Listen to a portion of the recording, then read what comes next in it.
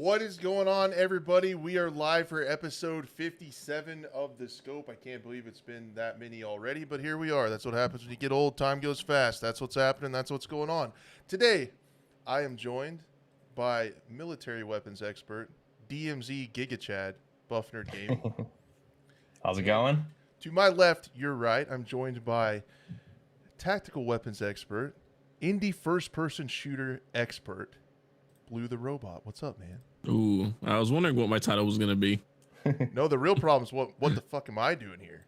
I don't know what I do, but I'm just here. So, yeah, that's all. Tactical liaison. I don't really do anything. I just try to keep this production team going, and it's not easy. It's not easy. They're not the brightest. So, Buff, how's your weekend? What you been up to? Played some DMZ and chilled. That was about it. That doesn't sound too bad. Low key weekend. How about you? Oh, so if you guys didn't know, BlueTheRobot is a awesome YouTuber, like super high quality channel. Link to that is in the description and also the show notes if you're listening to the audio version. You poor soul. And then he's the one guy. He's just got a lot of stuff going on in his collegiate career and everything to do with content creation. So it's going to be fun to talk to him. He's joining us today. We're just going to chat about the news of FPS games over the last week and some other stuff too. I'm sure we'll get into a lot of stuff. But what have you been up to, man? You got a lot of stuff going. You got a lot of stuff. Yeah. I mean, just for the weekend itself, it's really chilled with the family. Went to Disney Springs.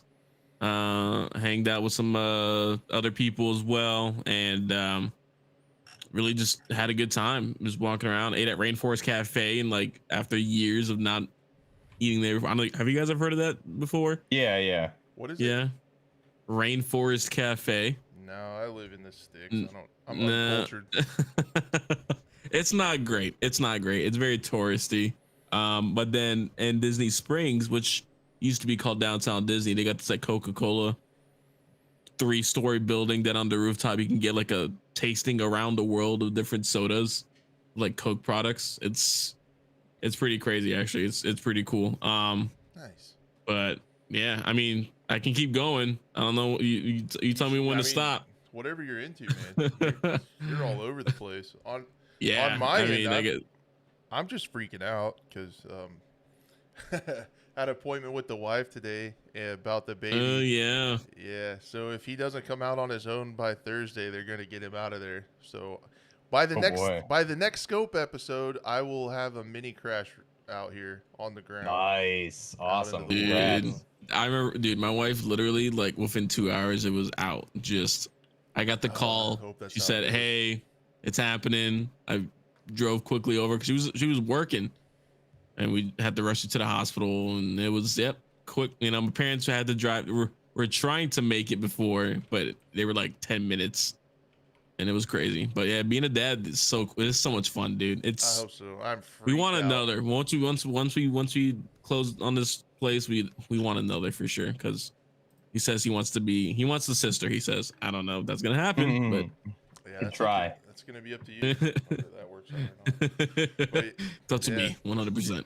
Yeah, so I'm gonna try to focus and get through this, but the show is kind of a disaster.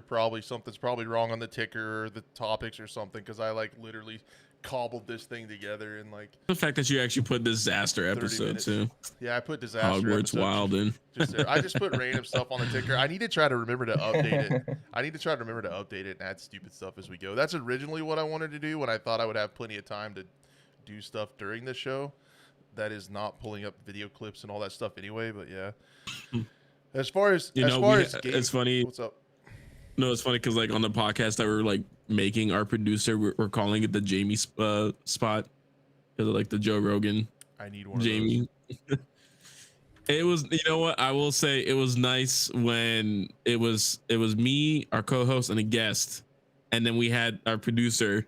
Her name's Lisa, and we go, Lisa, can you like look this up for us real quick? And she would like chip in every now and then. It was so nice. It was. Yeah, that would be so cool to have somebody. You need a Jamie. You need a Jamie, man. You need a Jamie. One day when we grow, yeah. Okay. So as far as gaming stuff goes, you know what happened to me? I had an emotional experience they released. Well, again, this is going to be somewhat of a segue, a long segue, but you'll get. That was pretty good. That was pretty good. Well, I'm not even to the segue part yet.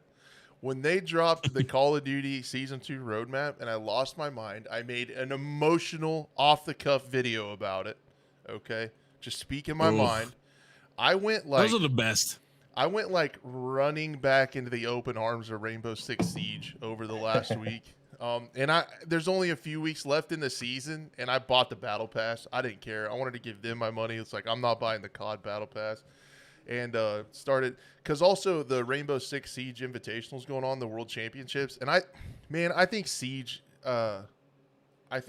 is such a it's such a cool esports game. It's the only one I can get into because it's like there's so many layers to competitive Rainbow Six that's not just shooters. Like everybody is like god tier aim, like everybody's like aimbot. But then in the esports, you add so many strats, plays, rotations, what operators use, the levels, how you attack, and all that stuff is so fun to watch because it's a shooter that's competitive, but it's beyond just your mechanical skill. And there's so many layers and ways to do it that I think we're going to have to eventually get to because, like, my son's going to probably be raised up. I've told this before. We got to get him on aim lab, like as soon as he's able to hold a mouse, because he's got to carry me. So you're gonna have kids raised like that are gonna be like god tier aimers. So you're gonna have these games that have like a bunch of extra stuff, layers and stuff too, where you can use your. Can't wait to teach my son that. Yeah, you got to get him in there. But yeah,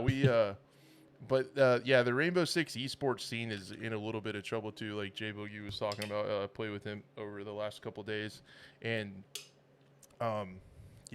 it's there's a lot of big companies leaving the esports scene, and I'm a little worried about it. And a lot of the pros are joking around about having to work at McDonald's next week and stuff like that. So I don't know if there's any truth to that, like if that's going to happen. But with Rainbow Six, it's entering year 8 of content, and so this Saturday or Sunday, I think Saturday is going to be the reveal for year 8 and the roadmap. What you're going to see for new operators, new maps, new things, and I guess we'll just, if you guys are cool, I just talk about it like really quick. Yeah. No, go for it, man. But I'm going to say no. Yeah. Yeah. We don't want to hear of it. We don't want to hear it. All right. So COD Season 2, you guys do it. It's your show now. But no, anyway. So they're going into that with the next year, and people are pretty excited because something is coming huge for console potentially. Ooh, okay. They've teased that they're finally going to figure out a way to ban mouse users, keyboard and mouse users on console. Which is a super big deal for that game. That's been not just for the game. That's for, a lot of like more esports in general. Yeah, I don't know how that's going to translate in, like how what kind of tech they have. I don't know. They're calling it Operation Mousetrap. Get it? Because of mouse and they trap you. So that's yeah. Oh wait, I have that. There it is. Yeah. So they're doing that. And then, so console people rightfully should be excited about that. Before, I played Siege on console before I switched to PC a couple years ago. And that game is so much fun on console because there's a lot of recoil and no aim assist. So, like, gunfights are just derpy as shit. So, it's pretty fun. So, hopefully you can get back that because from what I understand from people that I know that play on console, once you get past, like, gold into platinum and stuff, it's just everybody's using keyboard and mouse. Anyway, so if they can ban those, it'll make console Siege a lot more fun. And I'm just excited to see what they come up with. There's definitely going to at least be a new operator, and they've talked about doing some new maps and new modes and everything. And they're just constantly updating that game. Every 3 months you can expect big changes for going on 8 years, which I think is pretty crazy. So That's impressive. I would be shocked if we don't see like a Rainbow Six Siege 2 or something, some sort of continuation. I'm surprised how long that game's still going, man. Yeah, especially after all the controversies and just everything that's happened to it, man. Yeah, it's crazy. It's just such a one of a kind game and so much fun. But like someone said in chat, I'm sorry I missed it. Someone said that the learning curve is monumental, and that is 100% Yeah. true. Yeah, I think it's way too late for a brand new player to get into it and Yeah. really get good at it. It's just wait until the next one comes out, if when that Yeah. is. That's why I think a Siege 2 would be pretty cool, is because it would do that. I think it would give a lot of new players, like, it would give them like the confidence they would need to like start and try to learn. Cameo for Mini Blue. Yeah, Yeah. Mini Blue in the house. Nice. So yeah, I just think it's a cool game. It changes all the time. The meta, the ways to play it are. I mean, I'm still learning stuff, and I have quite a few hours into it. So Yeah, I enjoyed think it a I lot. played It's originally very back in like 2016 just to try to get back into it. And I just didn't like where it was going at the time. And now I definitely could not get back into it if I really wanted to. I really like it, man. I really like it a lot. But I mean, because I obsess over stuff sometimes when I get into it. So it's a game that like I can constantly like watch videos on and learn stuff and be like, oh, that's a cool spot. I need to try that when I play. Or like when I play and I die to something funny, like a couple ops playing off each other, a really cool angle that he breached that he could see through two different rooms, and I remember that, and then I use that, and it's cool to add to your knowledge. Like it's just so much deeper than the other games to me. It's like interesting too, especially we just me and a couple of buddies played 0 Hour and seeing the difference between that game compared to Rainbow Six Siege. Like there was something with 0 Hour for sure. Yeah, and Siege. you know, everyone says that's what Rainbow Six should have been, you know. And while I do agree in certain parts, I feel like it needed to take a life of its own. Yeah, it had to go the way it did just to keep people playing and keep it fresh. And it's like when you're on year 8 of content, if you keep it like tactical and grounded like a lot of people would wish, you're going to be scraping the bottom of the barrel for stuff. So I get why they did it. Just to keep it fresh. Well, and then you know what? I can see games like that continuing on, even games like Ready or Not in that same type of genre, where I think what helps a lot too is modding as well too. Mm-hmm. Yeah, and I don't think yeah, I don't think Rainbow Six Siege has that support. So no. Don't have custom maps either. No. No. But I just feel like community-driven content really helps sustain the life of any game. Really. But then you run into, that's going to be hard for multiplayer shooters. Like maybe we'll see how Halo does it. But like the server costs, like Harsh Doorstop is going to have is an issue. Like you're going to have to pay for your own servers if you want to run that. And it's hard. Like you can build cool stuff like in Battlefield Portal and stuff, but getting people to fill those lobbies is weird. I guess what is also cool about Siege is it is polished at this point. Like if people will laugh at me because there's few exploits that pop up here and there. Like the people that just grind it would laugh at me, but it feels like if you go for the casual player, if you go play these other shooters and then you go to Siege, it's like I'm streaming, I have everything maxed out, I'm getting like 300 frames. That makes the input lag feel non-existent. It feels instant. Like the shooting feels so crisp and good, and you're at like at least 60, maybe 90 hertz servers. Yeah, there's like not many games that can do that nowadays. With server side destruction. Throughout the maps with all the soft destruction and the reinforcements, micro destruction as well too. That's so that's I mean, a big all that deal. All that stuff works, and I mean I don't. Yeah, I definitely give credit like where credit's due for sure. Yeah. Oh, dude, and even like you think of all that stuff and how that destruction and stuff has to propagate to the others in the clients. It's like then you think about how the audio works too. Like the audio going through those different services is different, and then if you melee a wall and melee a hole in a wall, the sound will come through that differently, and that has to work for everybody, and it passes differently through different services, hard or soft. Like it's just crazy. It's no wonder it was riddled with bugs for a long time, and some still pop up now because it's got to be so complicated. Yeah. But if you guys it's more just fixing the old engine, you know. Yeah, there's gonna be all that stuff, but it gets new content. I mean, every 3 months. A new map and 1 or 2 new operators. So then, and the operators they've been doing lately have been like completely changing the meta. So I mean I don't know. It's such a deep game. So then we can get into to other stuff. Sorry, I'll just say one last thing. If you guys are interested at all in esports, the World Championships are going on right now. You can watch them on Twitch throughout the day, and there's just some crazy cool stuff going on. It's pretty easy to get into this one because it's kind of an international. So wherever you're at in your region, like I just root for the NA team. So you can root for the North American teams. You can root for EU or whatever region you're in, and pick a team and follow them. And it's a lot of fun to watch, have on in the background while you're going on, or while you're working or something. Have it running. All right. I do have to quickly say before we get further, it's funny because I remember I said before the podcast started and before Buff showed up, I was looking to become a college professor. So the course or the degree field is a brand new game business and esports degree program. And the course itself is gaming, community, and social media. That's like what everybody wants to do. Yeah, but I'd be teaching it. It's just funny you started bringing up esports and stuff like that. So like our university has a well, I mean, because like our university has a a esports team and stuff like that. So Rainbow Six is always in the loop of games being played, still to this day. That's awesome. It's still big. It's crazy. Yeah, and the numbers that show up for Twitch events, man. Oof. Yeah, it's wild. All right. So I feel like I've been talking a lot. I'm gonna try not to rant too much. Buff, do you want to talk about how excited you are for season 2 of Call of Duty that releases on February 15th this Wednesday?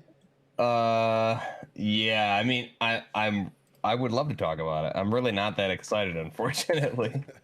I'm really interested to see where you're at on it because you've been like so into DMZ, and like I feel like that area, Warzone DMZ, is getting kind of the most content, getting the marquee content, at least with the new small map. Yeah. So I just wanted to see kind of where your thoughts were on that, if it's enough or. For me, it's like we have the new map. So from a DMZ perspective, I think it'll be really good, but I hope it's going to be really good, right? We really don't know much of anything outside. There's going to be a new map, new missions, new faction, and all. That's really it. So the question is, okay, the new map I think will be really fun. Have the option between Al Mazrah and Ashka Island, and then Building 21 on weekend. So there's a 3-map rotation in Building 21, which is awesome. So I'm excited for that. But again, it's like, how does it play? What's it going to be like? I think like content-wise, the new map will be great, but like content-wise, I don't really know what we're getting in the battle pass yet. I don't know what's going to be in the store. The weapons, I think, at least the first 2 weapons we have here, the assault rifle and the shotgun, they're pretty cool. I just think overall, though, I'm kind of like really disappointed in the whole season. But from a DMZ perspective, I do think like the new map and the challenges and things like that will be really good. But yeah, I mean, this season, maps for multiplayer, I think a lot of the stuff just seems really disappointing, especially, I mean, I can't really speak on the skins and the content yet in the battle pass and in the store, but from the trailers, I just see a lot of like really goofy skins. Yeah, there's like very few grounded skins, which is really weird to me that they are kind of going in the direction where you have all this, and we talked about this before we went live, like for content, they used to take, for multiplayer maps, they used to take locations from single player, and now we haven't really seen, I don't think we've seen any single player locations as multiplayer. I saw you tweet or retweet that one guy that was talking about why don't we have more like grounded outfits, skins. Yeah, exactly. And it's like literally like they're already in the game. Yeah, exactly. Just bring those over. And that's like, and it's just like, I haven't seen any really, I would guess, Call of Duty take single player maps and bring them into multiplayer really since like old Modern Warfare days. Really, even like Call of Duty like 3 back then, they did that a lot. So yeah, exactly. That's how that used to be the old formula, and I don't think there's a single multiplayer map currently that is from single player. And then like because you got like 2 development teams now, or really like huge development teams per mode. for Warzone, for DMZ, for single player, for regular multiplayer. You know, I feel like the resources are spread too thin, and then you just have a weird. Because then you look at Warzone, they said the outfits are goofy. Yeah. But then you look at the campaign, it's like, oh wow, this is grounded. This is what we wanted this entire time, and then. Yeah, and in that tweet, I think I said that you're referring to, I was like, they call the game Modern Warfare, but there's like 0 grounded modern skins in the multiplayer, which is exactly because campaign is just full of just like the entire kit, stuff. you know, weapons and exactly. Yeah. It's so weird, and I think a lot of the skins I'm seeing the trailer in the background, like you have that.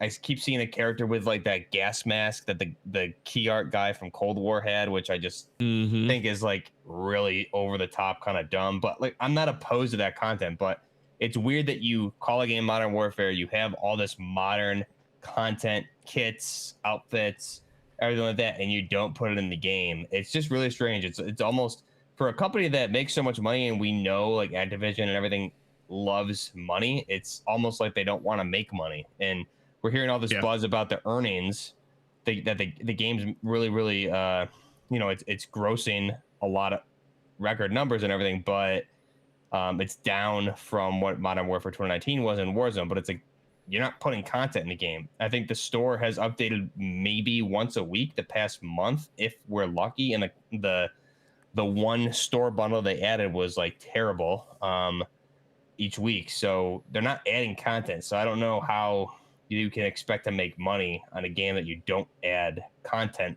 to, that you already have the content made for. It's not like they don't have it pre-made, because it's like you said, it's already in single player.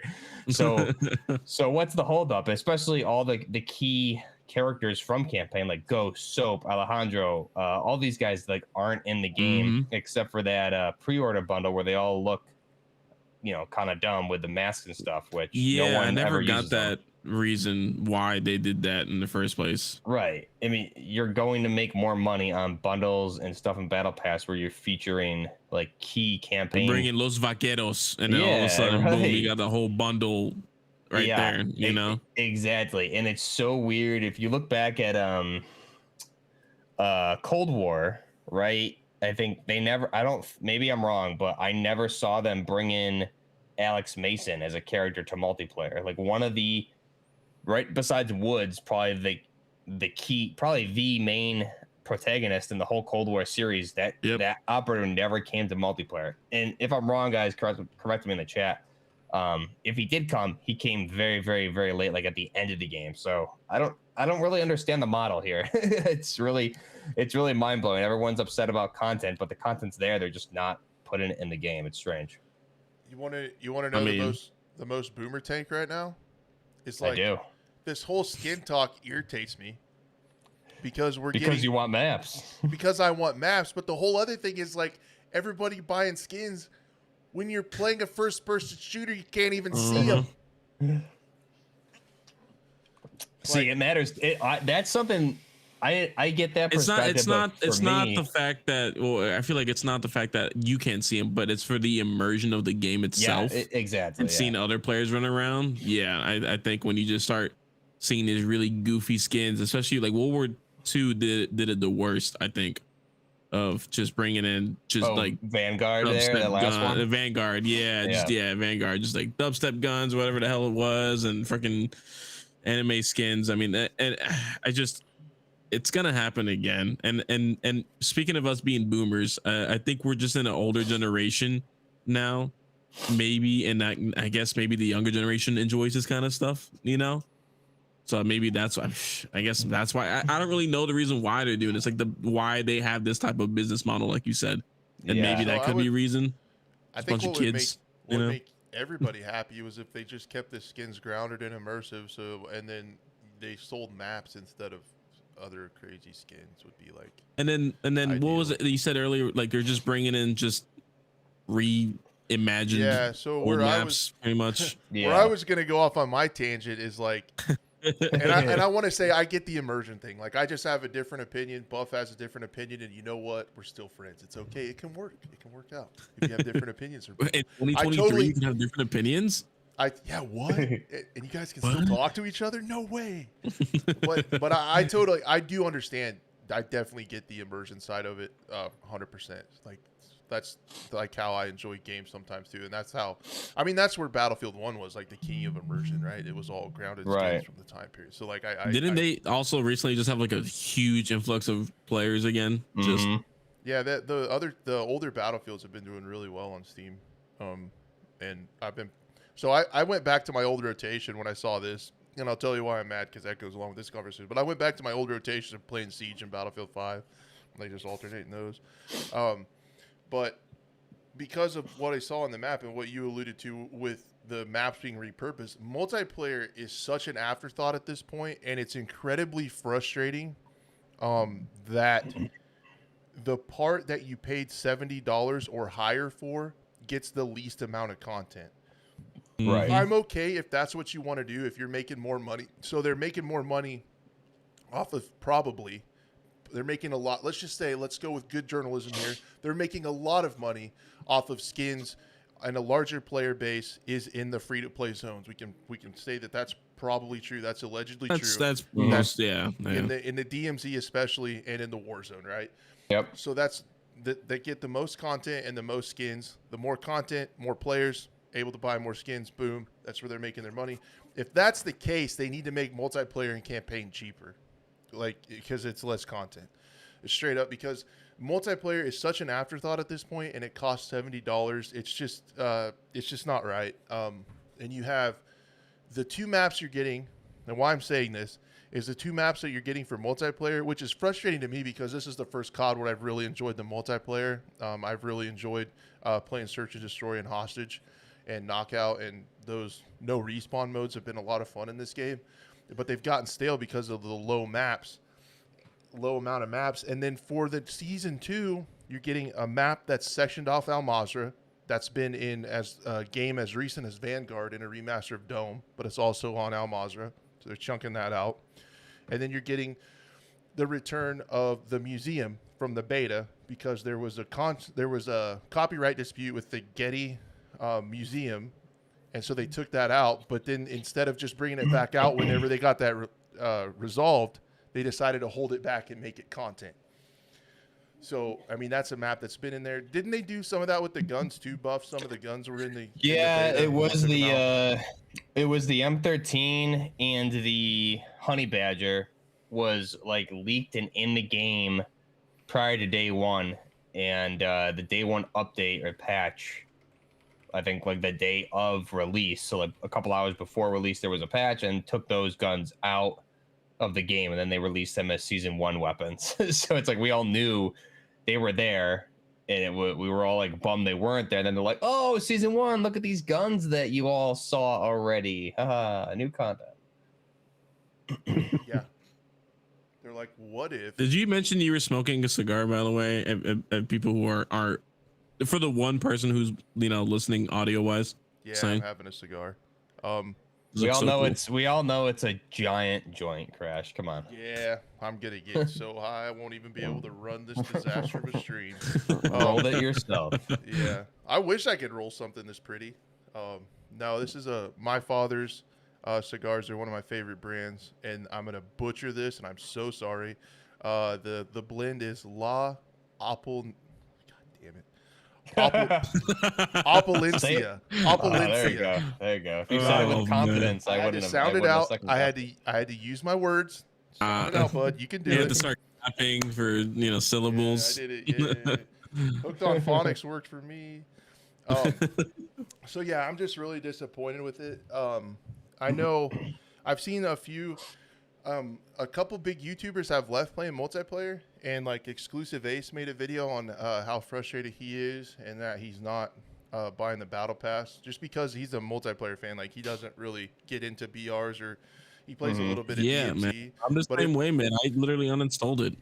But if you're a multiplayer fan and you put any amount of time into it, which is also weird because without the prestige system, there's really like there's no reason to play the respawn modes unless you're grinding for camos. I enjoy the no don't even get me respawn started modes. on that, dude. I just enjoy the little bit extra tacticalness and the suspense of the no respawn rounds. I like those. I mean, Crash, I've been really happy at rank 250 for the past 4 4 months. You remember how cool it was to get Yeah, prestige back in the day, though, man? Yeah. Just, yeah, it was good, and man. there were some cool rewards to it in past games too. I remember like the Exo skin that everyone probably is gonna roast me for. I look forward to everyone's comments this week. It's gonna be great. You could get that super crazy like purple royal exosuit and skin if you got the prestige master, and like that looked crazy. And people could see That's it sweet. in game, and that it was cool. Like they had some cool stuff and some really cool weapon skins too. As you like every 10th prestige or something like that.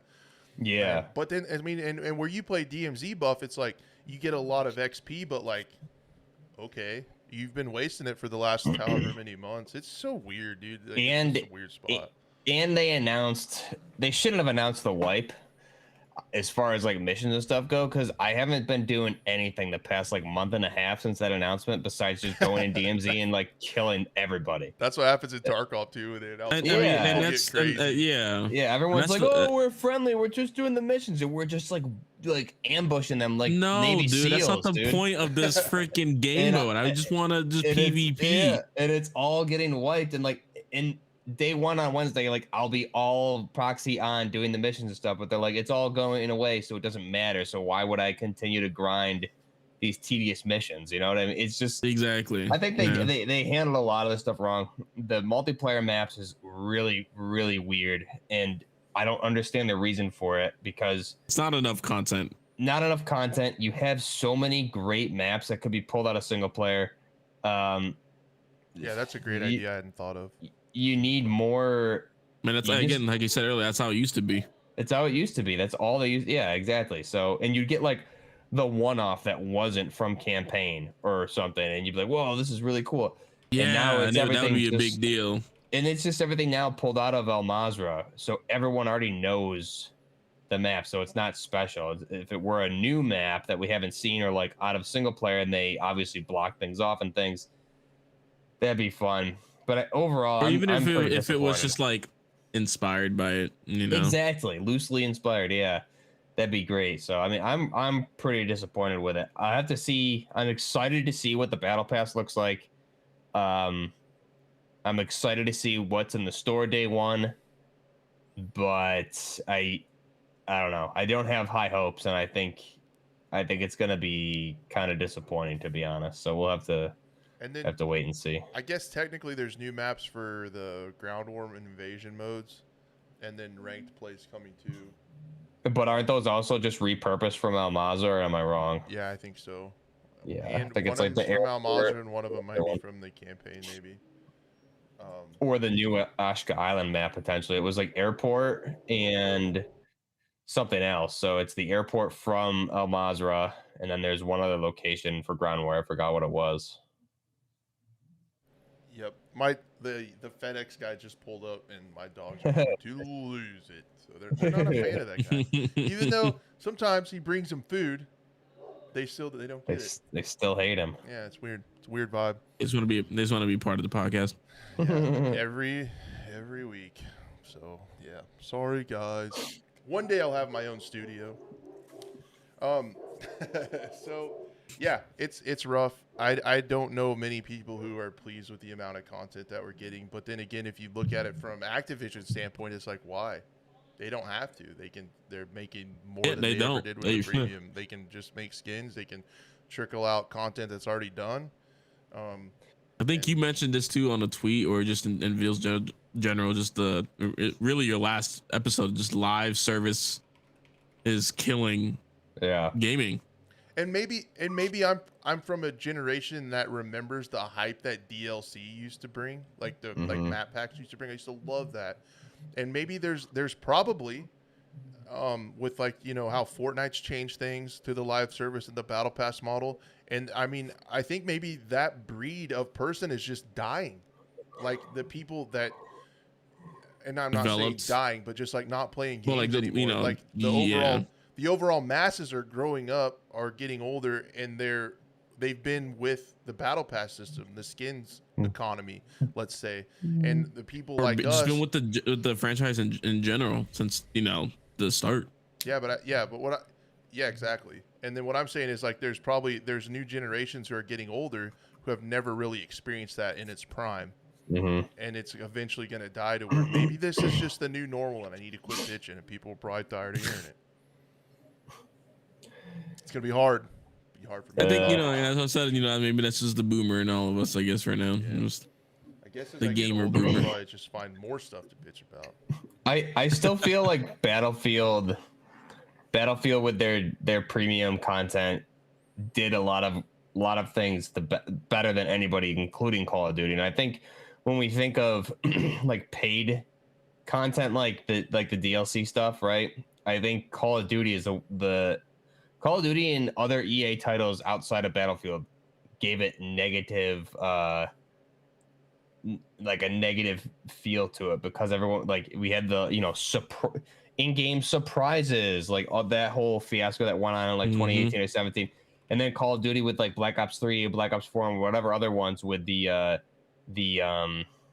loot crates or whatever that in the game there that was just all like completely random and you wouldn't get anything out of it, and it was basically like gambling. But you look, and that was still you're paying for map packs. But like Battlefield 3, I always keep going back to, even Battlefield 4, you had DLC packs, you knew what you were getting. And hell, if you don't want to split the player base, then make the maps at least free and have some sort of model along with it. But there should be. I still preferred what they did with, at least in the Battlefield days, for the paid elements. I thought it was a lot better. You knew what you were getting. It was worth for premium. It was definitely it was definitely worth it. And now we have, it's just really weird seeing it. Maybe we are just, because you're already paying premium prices, but for lackluster content. Right. That's the other thing people don't get. Free content. Like, we're talking live service. How much are you spending on the battle pass? Okay. And then if you're buying in-store bundles, like your average in-store bundle is like $24. Scalping you. Yeah. With money, so you're man. already paying like quadruple a premium or a DLC 100%. price multiple times over for the free content. So they're really just like bending everyone over and taking advantage of us. And you would be saving money with a paid DLC version, and you'd get more content. I feel that's how it was. Now you're people. I see people in chat saying like, I'll never pay for maps again. That's true, but for the most part, you're paying so much more than what the premium or the map packs were back then. So, yeah, that's a great point. Even if you buy the battle pass every season and that's all you do, like at $12 a season, you're paying more than we used to for 4 maps a season, 4 brand new maps. Plus all the skins and extra weapons that would come in and Yeah. Yeah, it's crazy. I can see why. I can see why. Even think about going back to Battlefield for sure. Yeah. Yeah, if you think about it that way. But I did go back and play 2042, and it's a lot better. People were right; it is a lot better. And then if you look at Battlefield 2042 now, which was like my biggest complaint, was one new map every season. If you take like the square area of that, like at least it's in a different place. At least it's a unique area. And if you take the square footage of that, it's more content than Call of Duty map wise, probably. Maybe not this time with the new island, but like multiplayer wise, like it doesn't make 2042 look that bad. And I mean, they're doing like 4 or 5 new guns next season. And that's a big thing. That's like a game that I was like losing my mind over a lack of content. When you show the Call of Duty one, it's like it doesn't look that bad now. But I went back and played it. They got some netcode problems still. Like I could feel that immediately, but maybe that was coming off the Siege servers that do pretty well. But there was a lot of weird hit rates. Nah, you can still feel it. But it is 2042 is definitely getting better, and I really like the comms they've been doing with the podcast and stuff with the different teams. It's been really cool. So they're turning it around just in time to in support for it and look towards the next one. So that's what I think will happen. But anyway, that was some really good points, especially what you said, Buff, about. I didn't even think of that. Like if you buy the battle passes, you're already paying more than you would have for map packs. Yeah. So yeah, battle passes in like 1 or 2 bundles, and you've exceeded easily what a Battlefield premium was. And that would last you for content for over a year. Yeah, that would be content every what was it, 2 months or 3 months or something like that for a whole like year and a half or more, depending on. If you look at Battlefield 4, I mean, they supported that game with new maps till like 2016 or something. It was crazy. So Yep. It kept going. I got have to do it like when we do our season 2 like review or thoughts of once it's out next week. I think what I'll do is like day 1 is like look at the battle pass and look at all the new bundles in store and calculate the dollar amount. And then you look at that, like new bundles every couple days or whatever, they're all going to be like typically minimum like 2,400. So yeah. You ever have that when like somebody explains something or comes up with an idea and you feel really stupid for not thinking of it? That's where I'm at right now with what Buff said. I feel like an idiot. I didn't even think of that, but yeah, it's so true. It's just we're blindsided. It's clever marketing. Yeah, they use the word free, and no one thinks about it. Yep, 100%. Man, they're really getting us. Do you guys? Big conspiracy show here is what we were about. You guys want to talk about? Need like tinfoil hats. Yeah, 100%. Follow the money. Yep. Do you guys want to talk about the news of the week that I did not expect at all? The PUBG extraction shooter. I'm interested to hear where you guys are at on this. Let's do it. So, if you guys didn't know, I made a video covering. I think Big Fry made a video covering about it. I'm not sure who else, but in the Crafton earnings call, they own PUBG Studios and a couple others. Big umbrella of Tencent. So they announced that instead of PUBG 2, essentially, they're going to be making an extraction shooter called Project Black Budget. And they're going to feature, they said, the same kind of PUBG gunplay. I hope not PUBG movement, because that inertia is too high. That feels very bad. Yeah. In my opinion. That's just my opinion, guys. Just relax. I look forward to your comments. Yeah, they're doing a PUBG extraction shooter, and I'm a little bit hyped up about it. I'm gonna probably I'm gonna do like a little disclaimer right here. I think overall we're in the stage of keep an eye on it. We're not in the stage of get hyped. It's still probably a couple years out. We're in the keep an eye on it. It's not even the actual title, most likely, right? It's probably right. They'll probably change it to something else. But I am excited, dude. Like about it, PUBG about extraction. The thought of it. Maybe not the game. I'm excited of the thought of it, and I think it could fill a really big niche. Well, that's the way gaming's going, man. I mean, I was gonna say, that's the way gaming. The next big thing, even though extraction game modes have really been around for a minute. And it's funny how now they're just saying, oh, it's the next. A lot of companies are saying it's the next big thing. Yeah. And it's like we've been playing this already. Tarkov definitely does it the best still, and everyone's just trying to play catch up right now. And I think that's what because you see other games that get money thrown at them to make extract game modes, i.e., Battlefield 2042, and they just can't get the same feeling as what Tarkov does. So I'm very interested in what I guess the team with is it what's the developer for PUBG again? It's called now. It's just PUBG Studios. Oh, okay, Crafton so is the overall like publisher, I guess, and then PUBG publisher. Studios Okay. is the name of the studio. I mean, again, like what more can you bring to the table other than go in, get loot, extract? I'm gonna hit that question head on right now, Blue.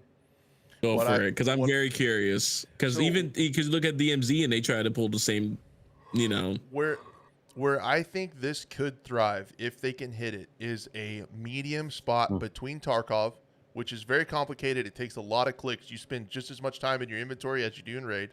To DMZ, where you spend a lot of your time shooting AI.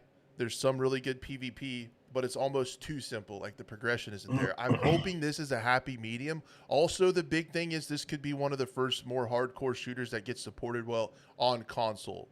So right. I would really assume they would get it to console people. There's a big group of people that want a good survival game, extraction shooter, that can't play Tarkov because they're on console. So I hope this can fit it in there. Yeah. And what PUBG there is one good console one though. I think it's called Vigor. Isn't that what Justin plays? Yeah, I've heard a lot of good things about it though. So where I think this could be a little bit better than that, I am guessing they've learned a lot with PUBG, and they are still to this day. Like if you quit playing PUBG a while ago, they've added a ton of stuff to it. And I mean, there's up to 9 maps, and they're still constantly like every month doing large updates. And they're adding so many mechanics that will be pretty fun and cool to see in an extraction shooter. They just added a polar bear to Vikendi, like an AI polar bear if you get close to the cave. So that's an area where that's at. They have really cool mechanics in there now where you can pick up downed players.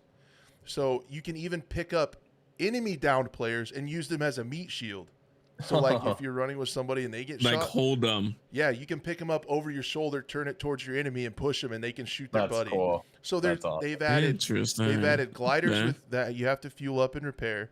They have a foldable bike that you can put in a backpack, carry around. Then when you But want what to you're get saying out, is that they're already moving into this direction in the I first feel place. like It seems. I feel like over the last couple years they've added so many interesting mechanics that it would translate super well to an extraction mode because there's so many more things to it. You're already a little bit ahead of DMZ in my opinion because you have lootable attachments that change stuff. I think that adds a lot loot wise, and it just depends. I think they will knock it out of the park if they speed up the movement a tad. I think the gunplay itself is really satisfying. The attachments are cool. If they knock it out with quests and they have dynamic servers that run, or persistent servers, persistent servers that run a long time and that people come in and come out of with dynamic loot that changes. So you're not getting predictable. Like I feel like even with DMZ and especially with Tarkov, really good players can predict where other players will be based on they know the spawns, they know what time they're going to be there, they know when they're going to cross here. I think what the cycle does with making that more dynamic and having persistent servers that run a long time would be really cool. And then PUBG's already doing well with getting Unreal to run good. It didn't start out that way, but they've had several years to get it to where they're doing well with Unreal. PUBG's always It's definitely been a better Unreal game for sure. Yeah. Yeah, it's always been an Unreal game, so I would assume this is going to be Unreal 5. So I assume the jump to console wouldn't be that bad. They have experience with that already. They have experience with doing updates on console. And they have experience making large maps that run pretty well. They have destruction. They've added thermal scopes this go around. They added night maps to Vikendi and a couple other maps, so you can get night. So they're adding, that's why thermals are good. With dynamic weather already they have. I think it's a really good fit. The last time I saw a fit like this, and you can rub this in my face, was when DICE announced they were doing a Battle Royale. Because I thought back then, I was like, I would love to see a BR on the Frostbite engine. Battlefield already makes larger maps than most studios. They have the vehicles. They have larger servers. They have destruction. Like, that would make a good BR. I mean, I would argue that what was the one for Battlefield 5? Firestorm, right? I would argue that it's a good and game. if it wasn't behind a paywall, it still probably would be a great BR. I think we'd still be playing it. Yeah. Yeah, 100%. Yeah. So this game has a lot of promise. Buff, do you think there's a spot for like a kind of middle of the road extraction shooter on console, like this game only with those unique aspects to it? Yeah, and I think as far as like Battle Royale goes, I mean, PUBG kind of like set the standard, or at least was like the first one I heard of that I was watching people play. It was the first big one. You had Doc and Shroud playing it, and I would watch that and just be like mind blown. I'd be like, I want to play this so bad. So, excuse me, it makes sense that they're going after the extraction because it's like they basically, for the market of what we see with Battle Royale today, I feel like PUBG created that market as far as mainstream goes.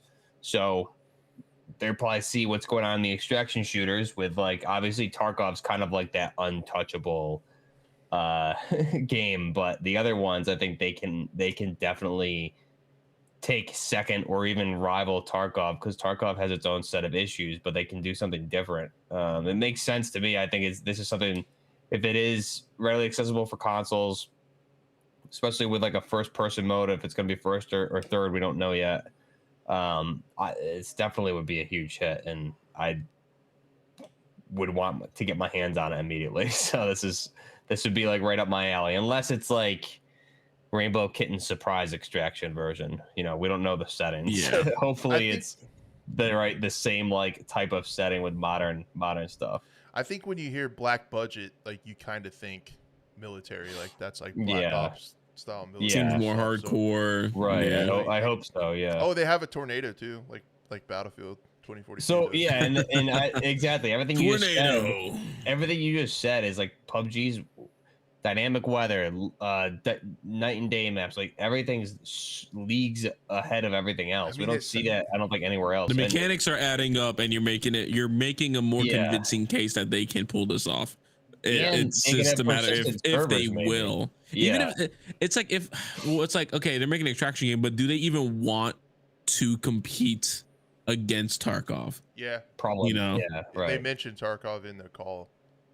Did they? Oh, yeah, I mean, that's already on for sure. They said they want to make the extraction mode made famous by Tarkov, and they want to perfect it and further that genre. There you go. Wow, they said that. Something along I'm paraphrasing a little bit, but well, but still, but even if you're paraphrasing, that's pretty big, actually. That's a lot bigger than I think people seem to realize, especially again with every game tried their own hand at extraction games, that there hasn't been one that, like you said, is more like in the middle of where, yeah, you have the looting system of like a Tarkov, you know, clicking squares and stuff like that, but and then you bring in all these mechanics that's already in the game. And they got some cool stuff in there, and I'm surprised every time I see PUBG in my Steam library, and I'm like, I wonder what they've been doing, and then I'll like look it up and see, and man, there's just a lot of patches, and they add crazy stuff. I'm sure there's stuff I'm forgetting. They add neat little mechanics like all the time, and it's the perfect test. I definitely been. That's PUBG was a game that I never played really myself, but I've always watched, and I definitely seen the increase of quality within that game. But I mean, just having even that mechanic where you can pick up enemy players, it's like so cool, man. Like in a military like extraction shooter, if you could pick up a bad guy and run at his squad mate, so he's like shooting, like it's so cool, man. Like I hope all that stuff works out. But I always love the thing I love about extraction games or those type of like open world extraction games is like and as much as like I love PvP, but sometimes the genuine interactions you get within, like, that's why I love Tarkov now once they added VoIP, because of like those genuine interactions you get. Imagine someone just yelling and cursing at you as you're picking them up or something like that, you know, or just, you know, it's like, or you do pick up that enemy player and somehow now you're working together to move to the extraction, fighting other players, you know. PUBG already has VoIP. It already has proximity chat. So exactly. So it's like, you know, they're definitely onto something for sure here. Yeah, very good point, man. And nobody, thanks for the super chat earlier, man. I really appreciate that. But he says they need to lose the loot crate aspect, though. Their loot crate system is terrible. Because a lot of times, last time I played it, well, what I would get is I'd get a loot crate and then I couldn't unlock it, and the key to unlock it was $2.50 in the store. So you like buy a key to unlock the crate. Yeah, it needs to go for sure. Yeah, but yeah, it's kind of scummy. Well, that's 10 cents probably for you. That's not cool. So yeah, we'll have to see what they can do. I'm not 100% convinced on extraction shooters, but I'm going to keep my eye on this one just because of the neat stuff that PUBG's been doing lately with adding, like interesting things to their game. It's like if anybody can do something new and really good in this extraction genre, I think they're the heavy favorites for sure. It feels like they have the ability to do it based on what they do. Definitely. Whether they can put that together, I don't know. So I need to calm down. And generally, guys, if you're watching or listening to this program, I'd like to blow stuff out of proportion, not on purpose. So I might be doing that here. So take a step back. We'll just keep an eye on it. It's not time to get hyped yet. I just get excited about stuff like this. So I understand my flaws. PTSD to Battlefield 2042, whatever that mode was. Just, you know what? We'll just keep an eye. You have to pull the heartstring. We'll definitely keep an eye out on it for sure. I mean, just the extraction shooter alone. I mean, there's games that are smaller teams that people are building. You know, I would even consider Road to Vostok more extraction shooter. You know, the one that I've been covering a little bit, Project Quarantine. That's an Unreal. Just. 5, Unreal Engine 5. So it's everyone's trying their hand at it, but I want to keep my eye on this one for sure. Cool. So that's that. But yeah, we'll keep everyone updated on our channels and on the show and stuff. We'll keep an eye out and see what they come up with. They said 2024 or 2025. So nice. In this day and age. Wow. Okay. I mean, that's pretty. I mean, think about how we're already in 2023 in February. You know. Yeah, I mean it'll go fast, but Just so you know. And the closer we get, the more news we'll get, more, insider looks, hopefully, and stuff. Yeah, it'd be cool to see beta. Maybe those PUBG partners might start getting, looks into it. That'd be kind of cool. Yeah, that would be pretty cool. So yeah, I'm gonna go ahead and happy birthday, Sean. By the way. Happy birthday! Yeah. Woo! I'll hit him with one of these. There it is. Yeah, that's a You're birthday like a horn. happy birthday song now. Yeah, I'm not singing. No. So the next thing I wanted to talk about, this is pretty interesting, and this developed today. There's been a lot of drama on Tarkov on Twitter. Whoa, big surprise. No. There's always a bunch of stuff going on with this game. So someone I met through being a mod on Beast Mode Boone's channel, he came up with some LUTs. He's a former camera tech on like Better Call Saul and like some big shows. Oh, and he's actually big announcement, guys.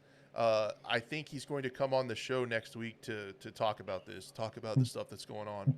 So I think we'll have him to talk about and explain it much better than I'm going to. I'm probably going to butcher it because I didn't get to dive into it. I was really busy today. But Art is War is the creator's name, and I think he's going to be on next week to talk about what happened and what went down with all this stuff. But essentially, he came up with a LUT, which is a lookup table. Basically, what it is it's kind of a preset filter for color grading. It's a little bit more complicated than that, but on the surface, think of it like a filter. And he came up with a way to install a LUT in the program files of this game and get the game to look much, much better, brighter. You could see stuff. And what happened 3 days after he made his video, Trey24K did one too. 3 days after, Tarkov has already gone in and banned that file. It can find that file on your computer, and it will not let you launch the game if you're using a LUT. So they banned it within 3 days. So I'm not surprised of Battle State. Right, but then why people are so upset, it's like, if you can do that, why are there still invisible people running around the map? And people that are flying around the map. I've seen so many of that. They're focusing on the wrong things, man. Yeah. Like, in all honesty, I mean, you remember what happened with Blue Drake back then when he was showcasing the single player Tarkov mod, I don't remember. No? Oh my God. Holy shit. Okay, Blue Drake 42. Yeah, no, definitely. He was, showcasing Escape from Tarkov, but as a single player mod. It was the entire game. You go in, you loot, you extract, and it's all against AI, PMCs, and scavs. But all that, stuff that you earned on the single player mod didn't transfer over. This was just something separate, people to kind of just play themselves. And they banned Blue Drake from the game and copyright claimed that video showcasing it from Battle State itself. So he's just never allowed to play Tarkov. And I know so many people that have been banned from that game, legit players that for no reason.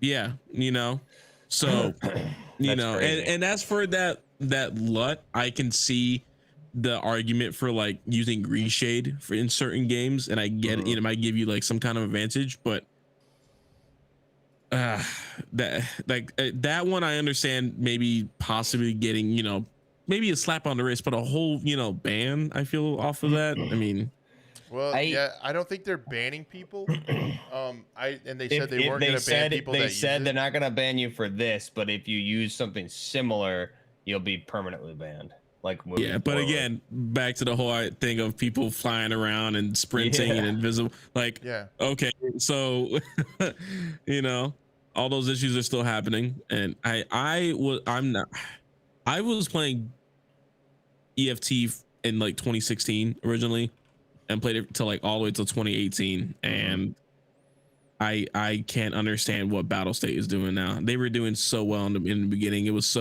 It felt more just of a cause and of a project, and now it's just I don't know. Maybe I don't know if the money's gotten to their head or something. I don't know. But no, go ahead. Sorry. No, you're good. You're good. I was gonna agree with you and say like, it seems like everyone's really unhappy with what they're doing. They've tried to do some good things, like with the recoil changes they made to try and win the community back. But then something like this, I don't really understand. And I was wondering, Crash, do you have like a side-by-side comparison of what? That's what I was looking for. Yeah, because I remember when I was heavily playing Tarkov every day for like, my girlfriend would go to bed, and I was like, it was like pandemic time too, was like peak, just go ham. So it'd be like, 10:30, 11, and I would just like grind Tarkov with people till like 3 a.m. and then get up and work from home and just like super tired, pounding coffee. Mhm. But even then, it was like I had to use NVIDIA. Everyone was using NVIDIA filters, and they did something with that back then. I remember they like removed it that you couldn't use. They did something so that you couldn't use the NVIDIA filters back in 2020. But like some of those maps, like if you look at the dorms and customs, like even I feel like unless you have like a really high end monitor, what I was playing on, it was really hard to see. And yes, that justifies like, Yeah. okay, maybe you need a flashlight on your weapon, things like that. But if you don't have a flashlight or you don't have flea market, whatever, like you really can't. There's especially if you're watching some of the streams, like if you guys anybody watches a Tarkov streamer, Yep. like you can't see anything. I'll watch Lupo, a couple times a week, and like it's just like darkness. I'm like, I can't even see what's going on if you're in You know what? in the Yeah. resort or customs in the dorms. So it's really, really hard to see. And I remember just like the PvP in dorms would get like crazy in certain whatever it depended on the weather conditions, but like if it was a dark, rainy map, you typically like wouldn't see anything based on the monitor. Mhm. And you could if you had a good monitor, you could edit the brightness and stuff like that. But I didn't have that, so I was And like and relying that's on the actually filters. what was it? The NVIDIA control panel allows you Yes, to that's kind what it of was. boost the Yeah, gamma. yeah, And I did that because of people were complaining and this is when I was streaming back in like 2017 or 2017, were complaining they couldn't see certain parts of the game. So I would increase some of the gamma on their side, but then I realized that I right. would do it on my side as well too. And it was just gamma. That was it. I ain't go as crazy as to like people well, I don't know. There's just so many other things that people are doing that are, I guess way worse. But yeah, no, I definitely that needs to. Wow, I can't believe they actually did that. I know you briefly mentioned it before the stream started, but now that I know it was just a simple LUT, I mean,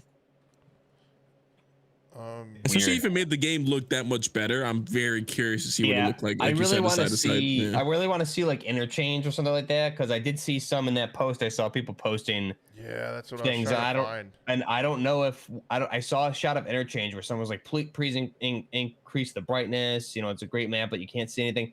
And they had a screenshot that I don't know if it was from the LUT or if it was just something they edited themselves, like you said, turn up the gamma or whatever. Yeah.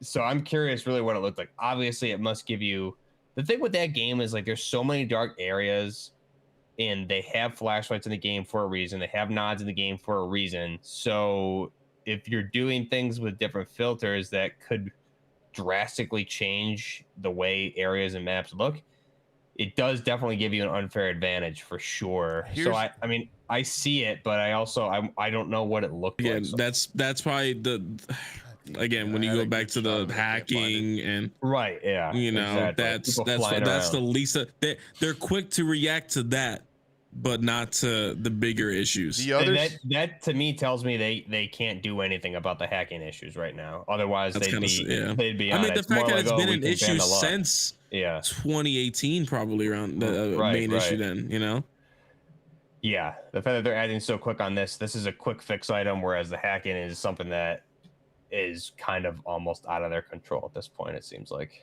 Yep. And so where I was going to say they also fumbled it is there has been a consensus of Tarkov players that say the lighting is terrible. Like interchange, like you mentioned, Buff, dude, that is such a cool map. Like the can't see anything. It's so neat, man. But if they fixed the extractions are really bad for extraction. Yeah. But also, when you get inside, you can't see shit, and even a flashlight doesn't help. It almost makes it worse sometimes with that weird mist and stuff. People have been complaining about that. Instead of banning people or getting that out of the way, it should have been followed up by a statement. We are working with these creators to see how they made our game better, and we're looking to implement something like this in the future. Use that to help improve the visibility of their game that people are wanting. Instead of shunning it, deleting it, banning people for trying to make the lighting better, make the game lighting better. Like these people made the game look really good.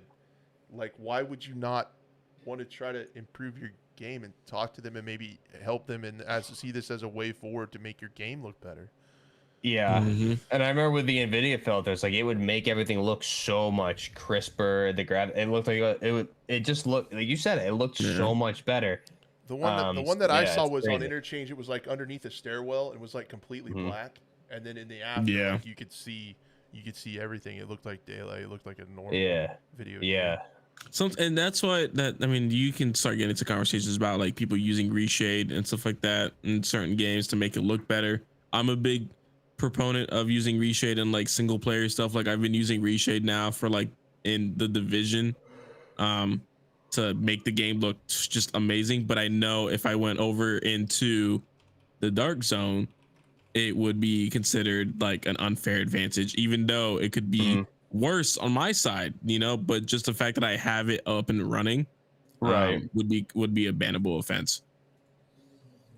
Yep. I'm trying to find. I guess. Oh man, I can't find the one in the map. I'm sure when he comes on, though, he'll have like his own comparison. So definitely, I would say save that. Examples.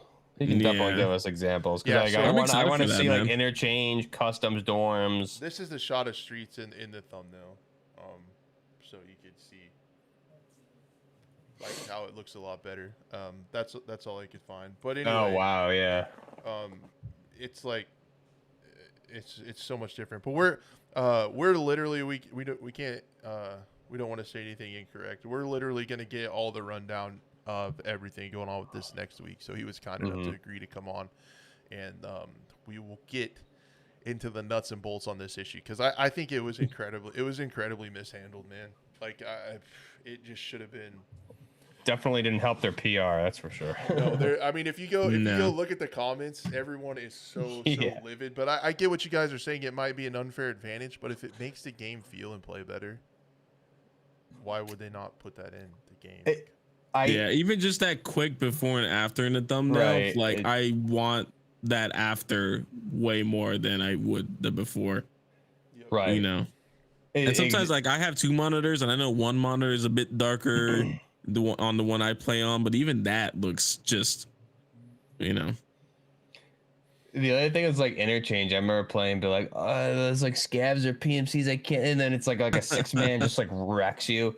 Interior lighting is definitely something they need to work on for sure.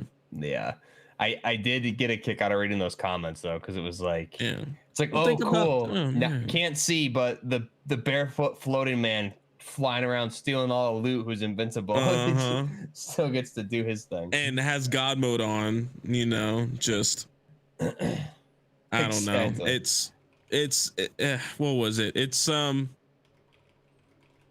idea of, again, the unfair advantages. I get it, but man, I literally had a huge train going with this and now it's gone. Welcome to your 30s, pal. Yeah. I mean, I'm close. I'm turning 28. I'm right there. I'm almost there. Yeah, you're in the pregame. Just wait. Oh man, no. The thing also too. Here we go. So the thing, it was the fact of when you have games coming out now that listen to feedback, and then you have Nikita basically shutting down valid opinions, but again letting these cheaters run wild. Why would you still support a game that's still saying, I mean, how long has this game been in beta for? 5 years. 26, 20, was it 14 or 16, right? It's been a while. Because it was alpha. No, it was alpha back in, I think, 2014, around that time. So okay, I think so. But I mean, you clearly don't have, I feel like you said earlier, you don't have a lock on the cheater situation if you're still, after all these years dealing with, jumping on someone who just, changed the brightness in the game, but you have all these people going on and you're still in beta. Like, and then it goes into the whole aspect of like, what is a beta nowadays in gaming, and that's a whole other can of worms I don't want to open up right now. And there's just all the other issues with like performance. We already talked about the recoil issues, audio. There's a lot of things going on. I feel like they were, I don't know how big that studio is. It's got to be relatively small, right? But it's It's almost getting like bigger. is it? It's got to be pretty it's popular. bigger than most for sure. It seems like it just seems like they're almost digging. Things seem to get worse and worse with every update, almost with certain things. So instead of updates like fixing problems, was horrible. And Yeah. when Streets first came out, desync was just a mess, you know, and that was their most like prized possession of a map. You know, I'm still waiting to the point when they make it open world and all the maps connect. I don't, you know. That's another 5 years. I've been waiting for that since 2016. The other thing is it just seems like it's always one step forward, two steps back, right? Like they did those changes to your stamina and your movement and your penalties with armor and the recoil changes and made the game feel a lot better. The gunfights and stuff felt better. And then you have stuff like this come up. The desync rears its ugly head. The AI is still really weird. Like scavs are so unreadable, man. Like they'll either run into a dumpster reloading their gun and you can just shoot them in the head, or they will head eyes you from 500 meters through 3 bushes and you never saw them. So like there's no in between. Dude. So that's a problem. Crazy. And like the desync again is so bad. Like we talked about a few weeks ago, those accusations of that streamer getting the guy banned because he thought he was cheating because the desync was so bad. Yeah, I saw that. Like, oh my god. For overall, I also do want to like not be like super crazy on the hate bandwagon, because what they've done with that game is it's another game like Siege that is a one-of-one game. Like there's so much to it, and I can't imagine what the code for that game looks like on Unity. Like for all those things to happen. So, is Siege on Unity? Yeah. Holy crap. Yeah. I forget how much you can do with Unity. You can make Tarkov kind of, apparently. Wasn't that Contract Wars back then, right? Yeah. Yeah, that's what Arena's probably going to be like. Don't forget, instead of finishing out Tarkov, they're adding Arena. Dude, I forgot about that completely until you mentioned it. That's not going to go over well with the current and state the of fact things. that we just mentioned the whole beta aspect. Oh my god, seriously. It's not even 1.0. It's not even close to being 1.0. Yeah. So there's that. But we'll get way more into that next week. Art's coming on and he's going to talk to us about all the ins and outs of what happened. Can I join? Can you have a four-person podcast? I think I can. I told him to have a just want to see how far we can get this thing before it just completely crashes everything. Technically you would have 2 spots on the other side, you know, from the layout, right? I think somewhere I do have a 4-person overlay, but I said that I didn't get it in and all set up because I said I would never do that because I'm too scared to have like 4 different people. But maybe we'll Scaredy cat. I am scared. You should see all the crap on my screen. You'd be terrified too. You know what? Listen, you talk so much shit and you talk so much that's so down on your podcast, but I'm watching it like on the side. And no, dude, what are you talking about? The production quality. It's like if you already had a producer in the background, dude. I'm telling you, you're killing it. Don't get a big head. You are killing it. Don't get a big head, pal. You're still in the doghouse over there. I gotta tell you can't tell the production team they're doing good, or that's when they get. Sorry, this thing will really start going. But I appreciate disaster episode. Probably a good episode, man. It's a good disaster episode. Yeah. I set this thing up. So anyways, so yeah, we got that going on. We'll find out more of the ins and outs of how that went down next week, and we'll probably get a bigger read. And maybe Battle State will say there's a lot of backlash. Maybe they'll say something. Probably not. I'm curious if they'll. It'll just be like one of those like letters, you know, that they put on Twitter. You know, just sorry. Or a twit longer. That'll fix everything. Just a twit longer, and you're good. You can do anything if you do a twit longer. So I guess since that'll be covered more in depth next week, we will do a little bit of this action. It's not working. Wait, hold on. You paid him a compliment. He's a little late on the quick shot. You know what? That's fine. That's fine. Late on the draw. The first thing I wanted to talk about, this is random, and I just thought about it, is I want to talk to you a little bit about Scum, because I'm not familiar with it at all. I knew it came out quite a while ago, and big friend in the chat, appreciate you, man. Thank you for the kind words. Kind of. We'll have to do some negotiating. They're kind of. But anyway, I wanted to talk to you about Scum. Have you been seeing Scum around, Buff? Because I've been seeing it a lot on Twitter, and like they've made some crazy changes, haven't they? Yeah, it's crazy. I saw a couple. I don't know who it was on Twitter. Seems to be like making the rounds like in popularity lately, and everyone's just like, we've all been waiting for like this perfect survival type game, and it's just been there the whole time, and we've all It's overlooked okay. it. Okay. It hasn't been there the whole time. And I'm probably going to get a lot of, you know what? The comment section is great. That's what it's about, dude. You just what you do on this show is you say something super controversial that everyone's gonna hate, and then you just go, "I look forward to your comments." I look forward to your comments because, to be honest, Scum wasn't the greatest survival game ever. In fact, there really wasn't a perfect survival game, and I still wouldn't even call Scum now the perfect survival game. There's definitely still some issues. I'm not a fan in myself of like the mechs running around, but you know, I know like American Riot was telling me, he's like, that's just part of the game, man. I love you, dude, but I just don't like the mechs. But there is an option to turn them off, which I think makes that game perfect because you have the options to tune it in a way that you want it. And recently, I know about a month ago, like we talked, I think Jagex, I'm probably saying that right, GEX, yeah. Recently acquired the developer of Scum, so just money being thrown at them now. How much it was for, I'm not so sure off the top of my head, but the fact that they've been increasing production of their development, and there's a Twitter handle at Dedev Pong, but he's I think he's the creative director.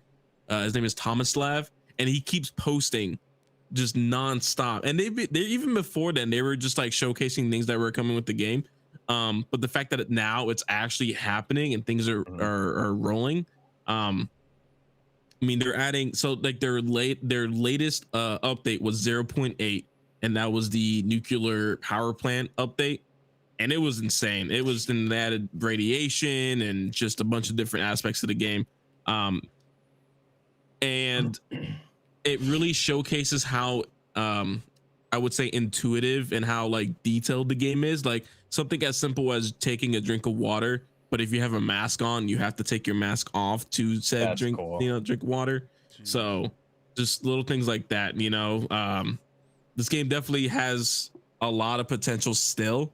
And it's and they're not, you know, saying that, oh, we're a full finished game still, you know. They're saying we are being, you know, it's a continuous development. So yeah, I'd been watching like Big Fry play it and stuff, and it was like, dude. Yeah, like, I think so. Like, it's crazy because like me hooked on the pooping. I think I'll poop a lot. Yeah, you know what? Okay, so the metabolism aspect of it was definitely a big it was intimidating seeing it, you know, just, you know, oh wait, I gotta worry about carbs and saturated fats, and I gotta worry about, you know, my health and not health, but like the condition I'm in. And I need to play this game. This is where I belong. I found my calling here. See you later, Fortnite. Carbs, macronutrients, man. I'm ready. Yeah, dude. I mean, seriously, it's pretty. It gets pretty intense. But getting used to it and knowing that it is part of the game, but it's not a hindrance. It's if anything, it's more of just an immersive world builder, where it's like, okay, I can't be running around just drinking sodas the entire time and sitting on my ass and not doing anything. Like if you do that and you keep eating and you're the whole like energy system, if you're expending less than you're intaking, you start to get fat, you know. Okay, that's getting too real. Yeah. sorry. Yeah, thick. I have to get thick. That's right. Big boned. Husky. But husky. Yeah.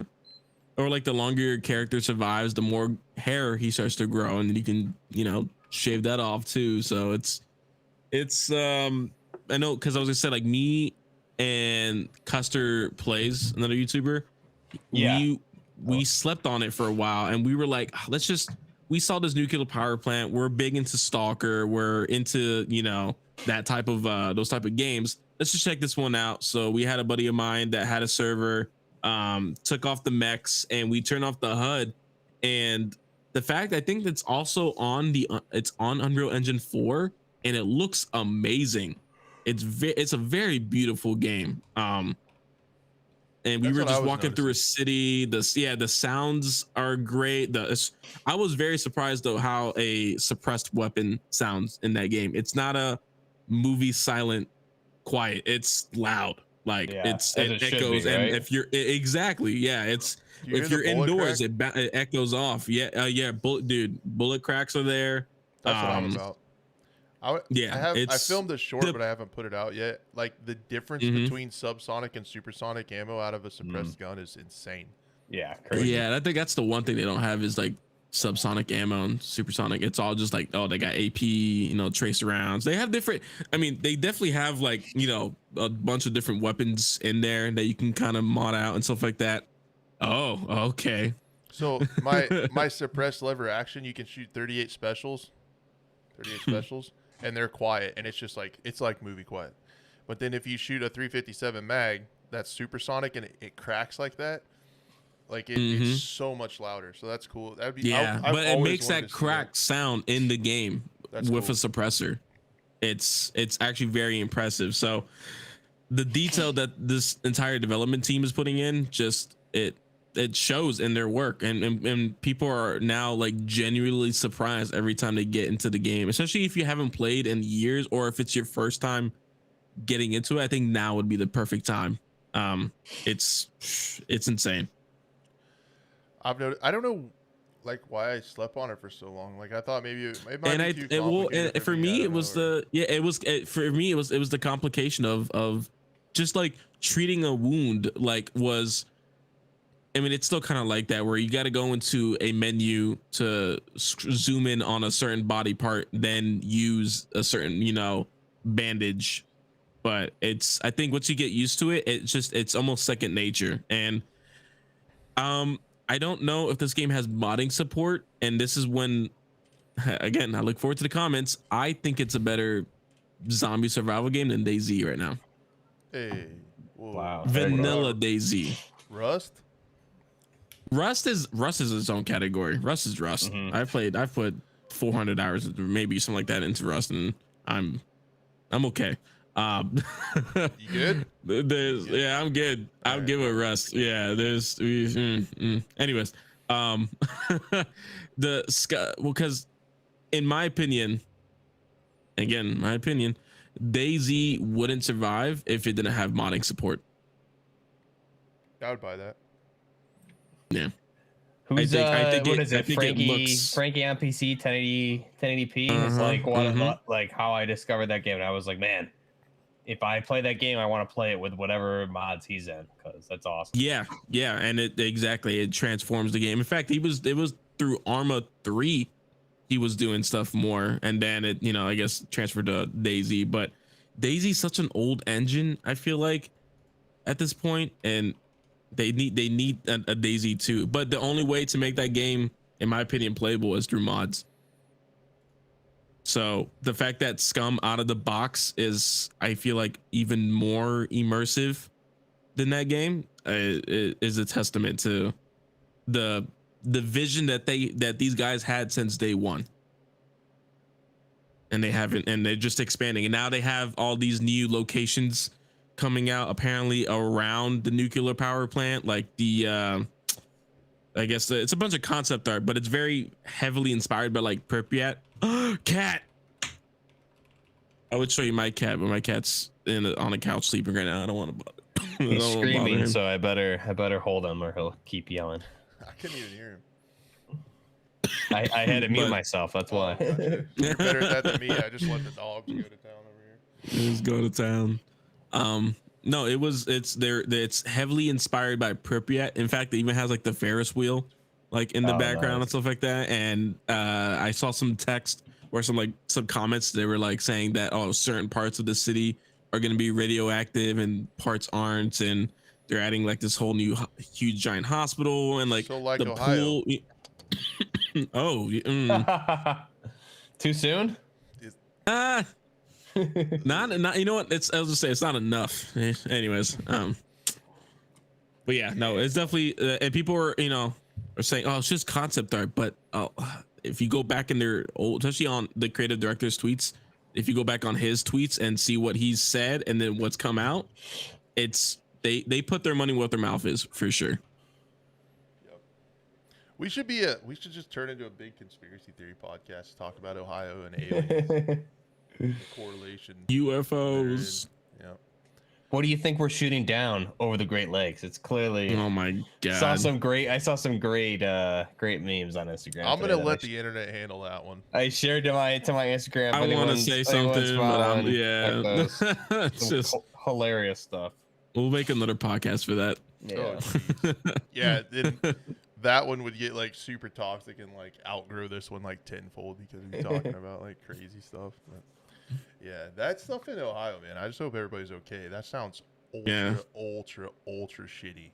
Like it sounds really bad. So yeah. That's T's and P's for Ohio and the environment, man.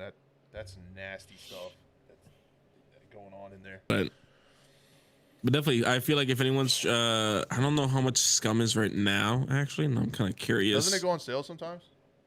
Actually it goes on sale pretty often. But yeah, it's like $24.99, and there is they have some supporter packs to the point where they added Danny Trejo into the game. If you guys know who that is, Machete. That's awesome.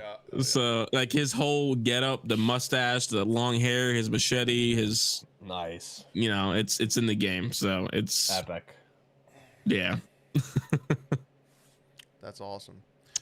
All right, well, Scum stuff we'll keep our eye on as well. I've been seeing more and more of it. It looks really cool. I don't know if I would get into it. It would be a cool game to like get on and just chill, right? Like you just run around and fiddle. And in all honesty, yeah. I mean, you could play the game how you want, really. That's pretty cool. It's just learning it first, and that's just any extraction game, any survival game. There is a learning curve at first. Oh, I'm sure. Yeah, it looks really complicated, but it looks kind of fun to like discover what all's going on. And the pooping, man, like that's it. That's a hard sell for me, man. That's buy it. That's a like you're running around, and it goes like, your bladder's full. Time to take a piss. If you don't, does your bladder explode? I think he just pisses himself. Yeah. I think I saw Big Fry poop on somebody's car, and I very much enjoyed that. I'm like a kid at heart, so that's pretty fun. Poop and fart jokes. I mean, I don't think those ever get old, but you can tell me I'm wrong. I look forward to your comments. I mean, I have my son pull my finger every now and then still, and I just make a little, Those are the best. Yeah. You're doing it right. I hope I can be half the dad that you are, Blue. So let's talk about Buff's most anticipated game of 2038, the day before. see what I did there? So there is another. I can't wait for this, man. Watching these weird vlogs is more fun than I think the game's gonna be. So yeah, there is another vlog coming from Fantastic, Life at Fantastic. And can I curse? I remember. Yeah, hit it, man. Hit it. Okay. I'll just bleep it out later, like that. I just bleep it out later. But anyway, yeah, they're doing another one. The last one was super weird, where they plugged other software that they make and IBM. They're like meeting software or whatever it's called. So this game has just gotten so weird. There's been so many videos by like Big Fry and stuff talking about like their I love watching. Like all their reused There's so many people just shitting on it, dude. I love it because they deserve it, but at the same time, why a development vlog? Why? Yeah, especially without like gameplay, like legit gameplay. Especially since it's like got delayed again, like 8 months. So now they're gonna pick up with this stuff. And my main question is like, wasn't it supposed to come out in March? So like literally, like around the corner. It was that whole weird copyright issue, and it's crazy because like I was literally taking in class on intellectual properties and stuff like that. So like we were learning about how the system works. So when all that stuff came out, I know like me and Big Fire were like up a couple hours late into the night, just like going through these files and making sure who actually, got the claim first and stuff like that. And it just, it turns out it wasn't even that big of a deal. And the fact that they're still using the day before, even though they still could be going through that in the first place. That's it. I ran it by my fiance's a lawyer, and she like really is into the intellectual property law, and I ran it by her, and like exactly like it's not something that you would have ample warning, and it would be you would just need to either buy the rights or like change the name. It's not something that and they had warning too. Yeah, which makes you And wonder. The Steam thing was the weirdest part, because if you remember, the very first thing they said was it's Steam maintenance, and this just happens, and they'll get it back up. and Like, it was a glitch. they lied It was twice a on that mistake. deal, because they said it was so that. it's either they knew or it They doesn't knew. look good either way. They knew. Yeah, it's either it's like they most likely knew, but if they didn't know, that means that's just a lack of like research on their part. Then you or know, like checking emails because they would have been notified multiple times. exactly. Yeah, especially if it comes to someone trying to. There would have to You be it'd have to be more than an email too. It'd have to be a letter, right? You'd have to get like an actual legal cease and desist or whatever. Yeah, you'd have to get like a legal document delivered. Mhm. So there's no way Multiple they didn't times know. if they ignored Yeah. it that many times. Yeah. Exactly. Yep. Precisely. Yeah, Wild. It's just, that's how I can sum this game up, man. It's just weird. Like it's just weird. They're probably the marketing and IP volunteer was probably out in the middle of a snowdrift on his ThinkPad and missed the letter. I'm guessing based on the last devlog. So You see that? You just said that. It makes me think. We're just gonna send it, dude. You see that? You know that what I'm talking about? Just gonna send it. And it's like that's what I feel like is like what's the guy's name? their main. I think they Larry they Enticer. blew up. just kind of send it on the snowmobile. And Are like, you just silly? I'm still Just woke up from a nap, man. Are you silly? Still gonna send it. It's like just got this legal document. And that's why I feel like they just like when they posted the first ever like announcement trailer and then it blew up, they weren't expecting that, and I think they were not ready for you know the hype that they brought in. So now they were just playing catch up. You saw like the whole before and after tweet of the zombie. I don't know if you saw that on Twitter. No, what was it? It's okay. So if you get a chance to have your production team look it up. Basically, they posted a picture of what a zombie looked before a year ago or 2 years ago, and then what it looked like now. And it's the same zombie model, just a female, and there's blood on the female. That's it. There's just more blood. So it's like, wait, it took you that long to just change the gender and put blood. That's all you did? The other thing I saw is every single zombie so far has had the exact same animation. It's the exact same animation. They stomp a foot and then they run at you. Like it's all the same. So that's something else that's cool. I can't. Yeah, it's just like obviously reusing so many mailing it in, assets. Yeah, they're reusing all the assets. But it's like, okay, if you're reusing the assets, then what are you doing in the meantime, like with the other time you're saving from reusing assets? And I think we're all of the opinion it's not making a game. So I don't know. We'll have to see. I'm gonna try one last attempt. I sent your production team a link. Where? On Discord. Hey, did you get that link, pal? He's got it. Yeah. He's got it. Give him a moment. Give it a moment. It's a one-man show, you know. There it is. Yeah, it was very interesting to say the least. Yeah, this leads right into it too, because it's they do the exact. Oh, sorry, same. 2019. Sorry, not even. Yeah, so this was 2019 that they're showcasing it. Oh, they tweeted not even, this. They tweeted this. Yeah, fantastic. Oh man, it's okay. Yep. And it's even in the exact same pose. So like literally, like if you go back and watch, like you said, it's same animation. Yeah, that's funny. So 4 years, yeah, and that's all they got to show for of development. They tweeted that. I thought it was somebody that noticed it in the trailers and pulled it out. No, they thought it was a good idea. This is to post that image. This part right here that we're talking about is more fun than the game's gonna be. I'm pretty sure. So, take it in, folks. That's great. To be honest, and the way how I get people say it, but they haven't, asked anyone for money. I wouldn't give these guys a single dime or an ounce of time and investment in their game if it ever does come out. If they ask for a pre-order or do a crowdfunding thing, man, run. Oh no, that would see, but you know what?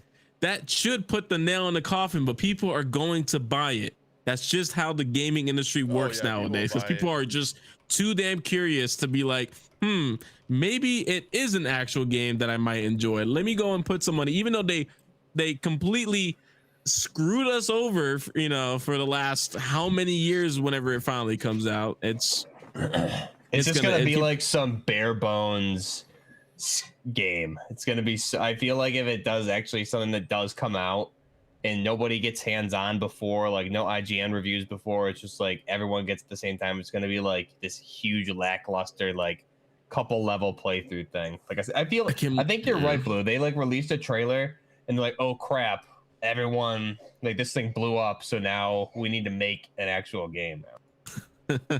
Yeah, because that was definitely just, staged and pre-made, visuals when they first did that whole the cowboy walking in, winter. Yeah, it was pre-rendered for sure. So what was it? And then you saw when they did that 10-minute gameplay, how downgraded they pulled a more downgraded version than Ubisoft did for The Division, like even worse.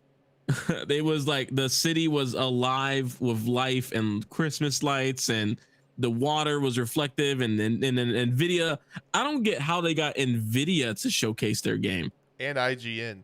Like if this IGN is they're not. I guarantee it was like, look, we're the #1 wishlisted game on Steam, and that was pretty much it. Like you're gonna get eyes on your stuff through us. That's it. And it was nothing was probably like fact checked to see if it was a legit. But like, what do they do when that goes south? Like, what does IGN move on because the people are gonna forget about it by then. Pretend they never covered it ever. Yeah. About?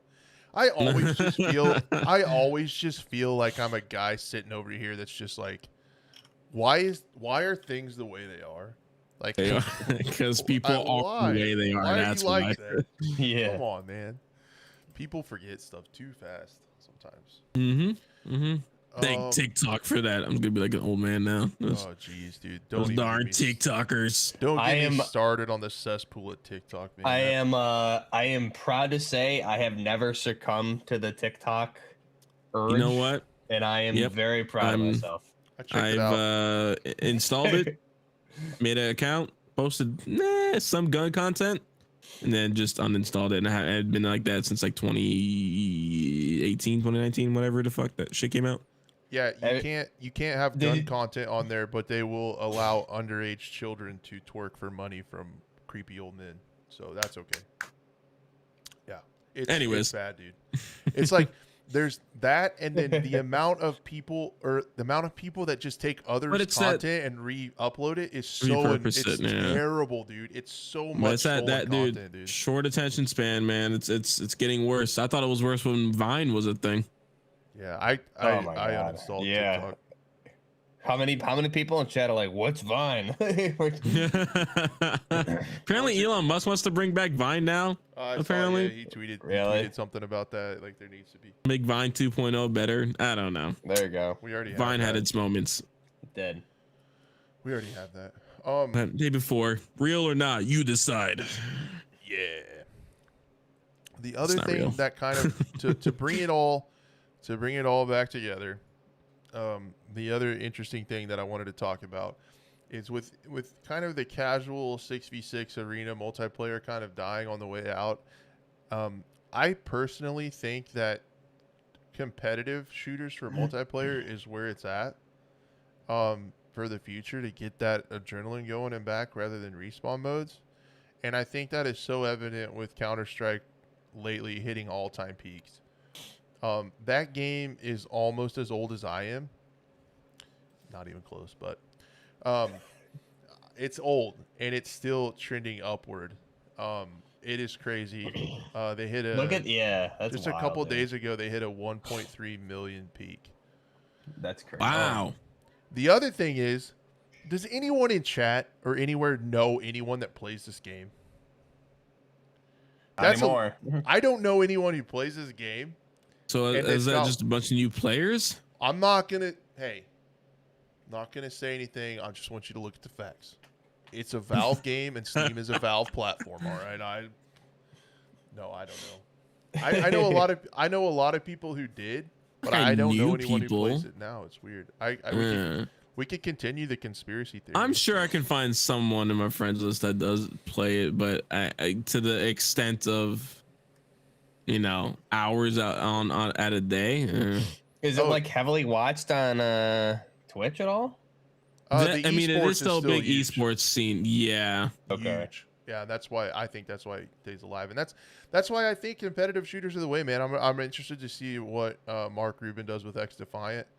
With the ranked mode, he said he's not doing any kind of BR or any kind of extraction thing. It's going to be an arena shooter with no skill-based matchmaking and some of the old COD mechanics that people liked. If it has a lot of maps and a good rank system and some good modes, I'll play it. I'll play it quite a bit. But I think that's where you get the replayability in multiplayer anymore.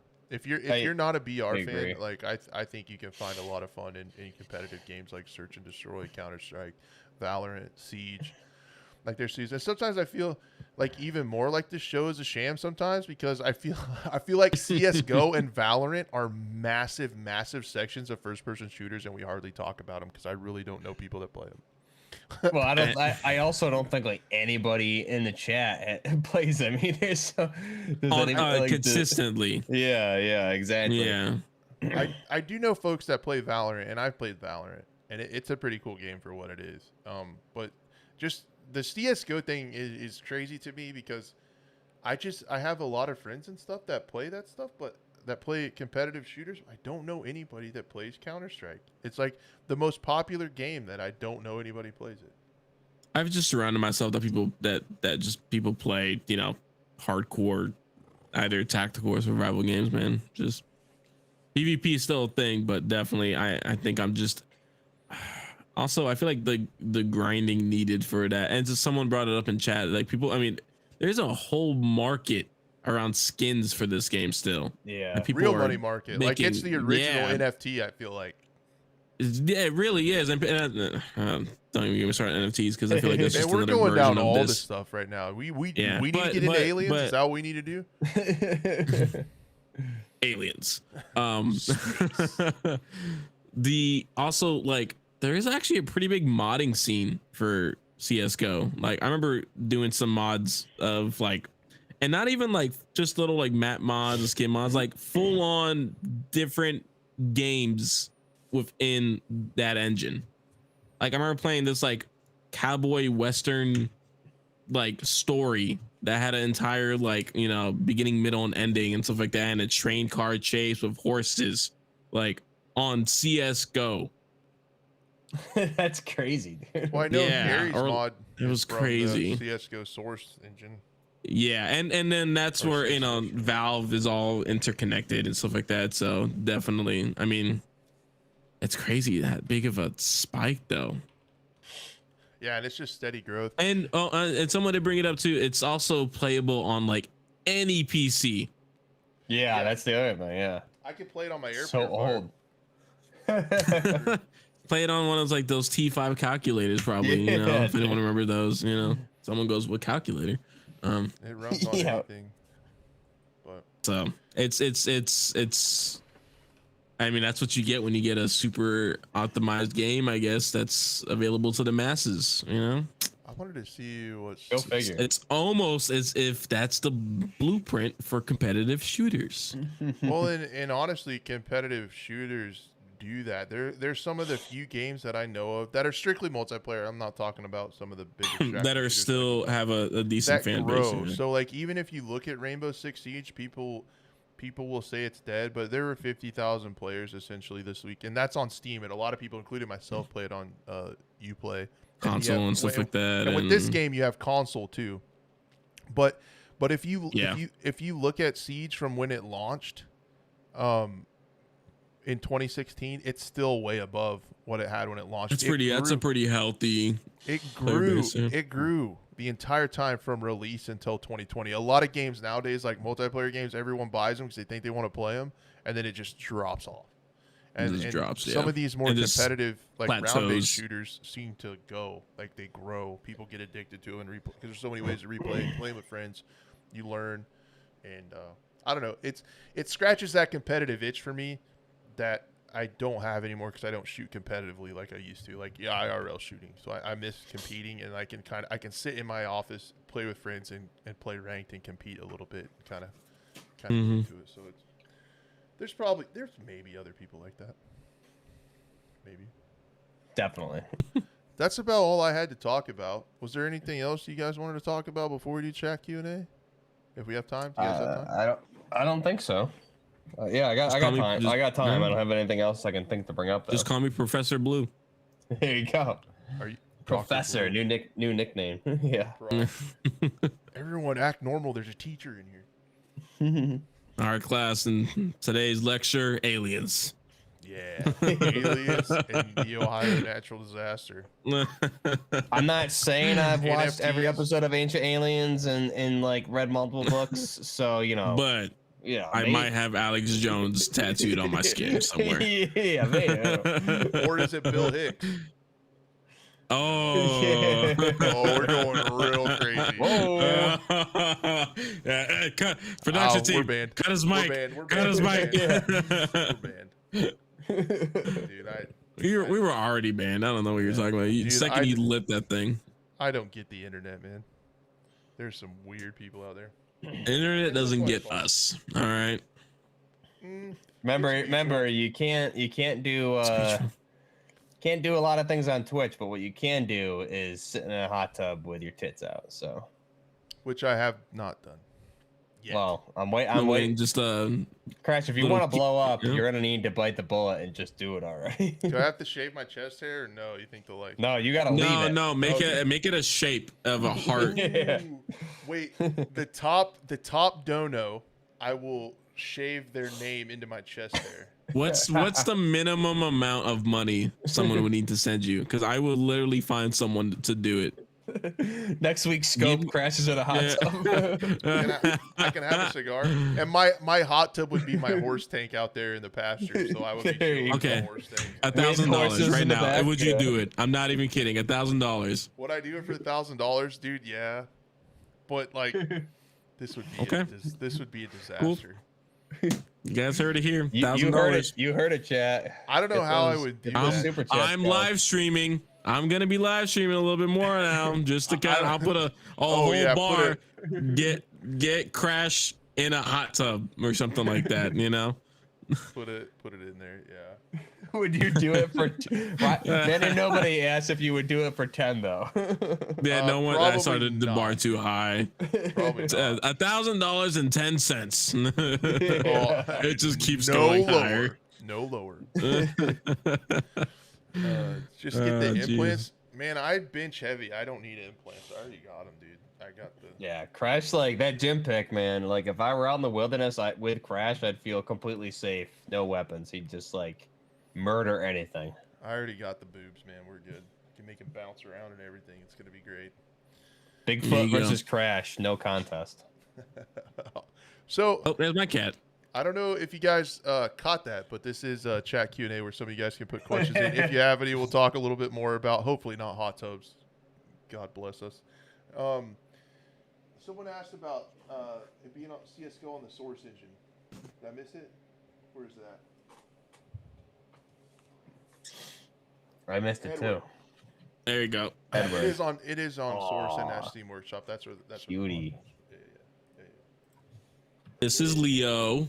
When is Hogwarts Cutie. Legacy BR coming from? Tactical? Hogwarts Legacy BR. Tactical wizarding.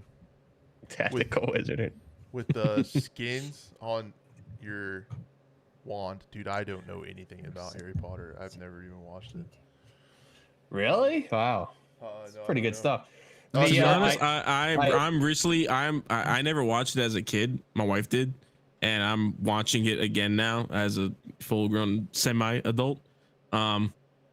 It's actually not bad. I'm actually pretty impressed. It's actually really fun to watch, and there's definitely I think I'm on Prisoner of Azkaban right now, just kind of like halfway through that. No, I never consumed. So far, I think my favorite one because I just love. Oh God, what is that actor's name? That played Sirius Black. Yeah. He's from Dark Knight and everything too. I can't remember. I just love him as an actor. So good, yeah. Very good. I do think, I think CS:GO still runs on Source. I'm pretty sure. I'm not 100% sure. I look forward to your comments, but that's the best answer that I could come up with. Did you guys play OHD yet? Operation Hardest Doorstop? No, not yet. I'm going to. No, I just watched. You know what? I just recently modded it. Actually, that's what it's about, right? Like that's what. I mean, that's what it's all about. Yeah, if you go on the website, the OperationHardestDoorstop.com, not a plug. They have like a whole modding, branch like section there, and so I know a buddy of mine named G-Man. He's like making freaking Halo into it, like from scratch. It feels like so. I did go mess around in Halo Forge. I found some awesome Halo Forge maps. It's crazy. There's a Walmart. Dude, Halo Forge is insane, man. Somebody built a Walmart Supercenter. There's a Waffle House. There's the shipment map from COD made out of sandwiches called Sandwichmas. There's Metro. I found the Operation Metro. And it's legit looking too. So get this, guys. Get this, guys. Operation Metro is in Halo before it came to Battlefield Portal. Cool, right? Yeah. Chris, if you're expecting new maps in Battlefield Portal, you got another thing coming. I'm not. And someone just mentioned Tarkov Harsh Doorstop. Well, so like, it's funny. I think because Blue Drake had such a bad, effect with Battle State. What was it? He's been promoting other games, the other extract shooters, but there is a map, called that's like Russian Factory or something like that. Okay, sick. And it looks so good. It definitely AI is not the greatest in my opinion. I'm definitely not a fan of the AI in the game. It's either they hit you straight in the head from a mile away, or they know exactly where you are at every moment. But it's not. You use what they give you as to basically build upon. So like the maps, the different factions, different weapons. I mean, people are just building so many cool things with that game. So I'm excited to see. It's gonna be crazy to see what happens. Come up with. So yeah, that's what we were talking about. Nobody. It comes out really soon. Hard source up. And then, Chad asked, yeah. So Baby Crash, is imminent. So if he doesn't come out on his own, he will be here Friday at the latest. So we're gonna go in and pull him out. Man, seriously, next Monday, Crash is gonna be a dad. So by the next Scope episode, I will be a dad. So let Daddy Crash. I'm gonna finish that a thing? Cigar. Oh my gosh. That's what we gotta call him, Daddy Crash. Crash Daddy. Crash Dad. Yeah, I like that. Crash. That sounds like a stunt man, almost like Evil Knievel's Crash level. Daddy. That's not where I thought you were going with that. I think it sounds like something else. But a star of some sort, Crash. Is that what you're alluding to? Yeah, sure. Whatever you say. Whatever you say, bro. Edward asked, this question is for Blue. Did you play any Deus Ex games? If you do you have any technical aspects from it that you'd want to see in other games today? Do you play Deus Ex? I didn't. No, I never played that. I wasn't a big fan of like what's the word? Deus. I did not. I don't know. Keep your mind out of the gutter. Ever since we talked about pooping in a video game, we lost Buff, I think. I'm sorry. Oh, Samuel had a good question about BR. If it was going to be the main about BR or VR, the main mode in games moving forward. Let's see. I wanted to ask you guys if you think BR doesn't become the default mode in more games rather than a spin-off. Why doesn't Battlefield 2042 just make a BR mode alongside Conquest? Since it is so popular, I mean, I I'm surprised more games haven't, but I don't know. I don't think it's going. I still feel extraction shooters are going to be more of a stay than BRs are. Probably, but I don't know, man. I think you're seeing it with COD. Yeah. And I think it's going to be hard for Battlefield to pull that off. I don't know if they will. But I don't you're think, seeing it with COD. yeah. I think COD, the DMZ and the BR is becoming the main mode in that game, based on who gets it. I kind of hope not for Battlefield. I would say if they're going to do BRs in Battlefield, it needs to be on top of a fully fleshed out Battlefield game that we talked about in that Battlefield episode. Yeah, yeah. And if you want to add it, that's okay. And have Criterion do it like they did with Firestorm. Have Firestorm with modern setting, and I am vibing. That's where I'm at. Yeah, I think if Battlefield did it, it would like you said, it needs that we need to have like a full best Battlefield game ever, and then maybe like a year later, 8 months to a year later, you release a BR and/or extraction shooter spin off of that was developed by a second team or something like Criterion, so it's not taken away from the game. Because Dice, talking about Battlefield, like they need to do one thing and one thing only, and that's make a Battlefield game to go along. I think I initially missed part of Samuel's question. He said alongside Conquest and stuff, and what I take that to mean, what would actually be kind of cool with that is you would get to play it on all the different maps. So Battlefield already has big maps, right? And you already have larger servers, and it wouldn't be that big of a stretch to also have BR on those. And then when you got a new map for Conquest and Breakthrough and all that stuff, it would also work in BR. It would just be another game mode. That's okay. I'm following you now. Like I get that thing now. That kind of extra content.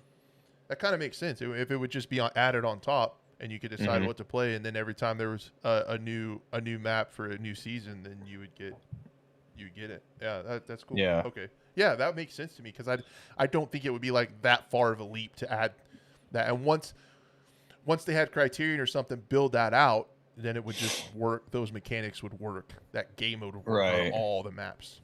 Yeah, I don't. It'd be like pretty bare bone, right? I mean, you wouldn't necessarily to get too into the looting and stuff, and that could be maybe something that comes as like an extra later on. Leave it at 64 players, so you don't have to mess with making servers any bigger and messing with that going on and hurting performance like they did with the 128 player servers. And I think you'd be chill. Yeah. And I think you just have like jets come in on all four sides and like napalm the area over and over so it closes. That'll be your wall, kind of like Firestorm, but like do something that's realistic instead of like magical gas or something closing in, you know? Yep. Yeah, like you really bombs, just need artillery or something. You really just well, guys. I have to break it up for me, but I gotta go be a dad right now. Gotcha, man. Sounds good, dude. I think we're pretty much done, huh? Yeah, I think so. I think we got all the questions and stuff. See, it was a good episode. I enjoyed it. Great episode.